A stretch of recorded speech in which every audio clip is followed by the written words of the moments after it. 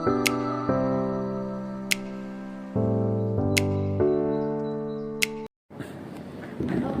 bismillahirrahmanirrahim. Assalamualaikum warahmatullahi wabarakatuh. Waalaikumsalam warahmatullahi wabarakatuh. Sebelum kita memulai pelajaran pada pagi hari ini, alangkah lebih baiknya jika kita berdoa menurut agama dan kepercayaan masing-masing. Berdoa dipersilahkan. Oke, berdoa selesai. Selamat pagi anak-anak semuanya. Apa kabar? Baik. Alhamdulillah jika dalam keadaan baik-baik saja. Dan jangan lupa untuk tetap semangat dalam mengikuti pembelajaran dari ini. Selalu mematuhi protokol kesehatan dan semoga saja pandemi COVID-19 ini segera selesai dan kita dapat melaksanakan pembelajaran tatap muka. Nah, pada pagi hari ini kita akan belajar mengenai pengaruh kerjasama bidang ekonomi, sosial, politik, budaya, dan pendidikan terhadap kehidupan di ASEAN. Nah, adapun tujuan pembelajarannya yaitu diharapkan peserta didik mampu untuk mengidentifikasikan pengaruh kerjasama bidang ekonomi, sosial, politik, budaya, dan pendidikan terhadap kehidupan di ASEAN dengan melihat video serta mendengarkan penjelasan dari guru. Nah, sebelumnya Ibu akan memberikan kalian sedikit video mengenai materi pada pagi hari ini. Tolong untuk diperhatikan dan setelahnya Ibu akan memberikan sedikit pertanyaan mengenai video tersebut.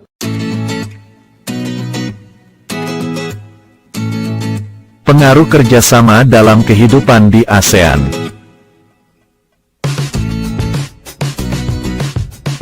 Pengaruh interaksi negara ASEAN bidang ekonomi. Pengaruh interaksi kerjasama kehidupan ekonomi di negara-negara ASEAN, yaitu Nah, dari video tadi, coba dijelaskan apa sih isi materi dari video tadi? Masih ingatkah tadi di video itu ada beberapa contoh kasus politik yang mempengaruhi kehidupan di ASEAN? Ada yang masih ingat? Apakah masih ada yang ingat kasus-kasus politik yang mempengaruhi kerja bidang politik di negara-negara ASEAN? Baiklah, Ibu akan menjelaskan lebih lanjutnya apa pengaruhnya kerjasama di bidang-bidang ekonomi, sosial, politik, budaya, serta pendidikan terhadap kehidupan di ASEAN. Nah, yang pertama yaitu pengaruh perubahan ruang dan interaksi antar ruang terhadap keberlangsungan kehidupan ekonomi di negara-negara ASEAN. Nah, pada akhir 2015, para pemimpin ASEAN ini sepakat membentuk sebuah pasar tunggal di kawasan Asia Tenggara. Nah, kawasan pasar tunggal ini disebut dengan MEA atau Masyarakat Ekonomi ASEAN. Nah, yang bertujuan yaitu untuk menarik investasi asing agar menanamkan modal ke wilayah negara-negara ASEAN. Pada pelajaran pagi hari ini, kita dapat menyimpulkan ya bahwa kerjasama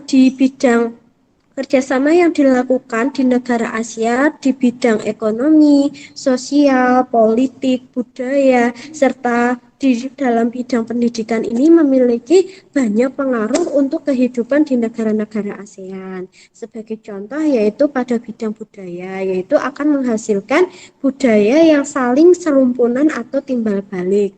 Di bidang ekonomi yaitu akan menghasilkan suatu pasar tunggal, yaitu yang akan saling berinteraksi sehingga negara Indonesia itu dapat berinteraksi luas dengan negara-negara ASEAN dan dapat melakukan kerjasama dengan negara-negara ASEAN.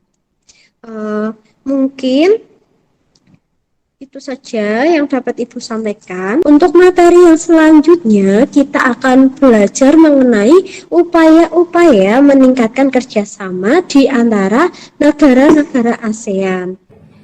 Oke, sekian yang dapat Ibu sampaikan. Apabila ada salah kata dalam penyampaian, Ibu mohon maaf. Akhirul kalam, wassalamualaikum warahmatullahi wabarakatuh. Waalaikumsalam Waalaikumsalam warahmatullahi wabarakatuh.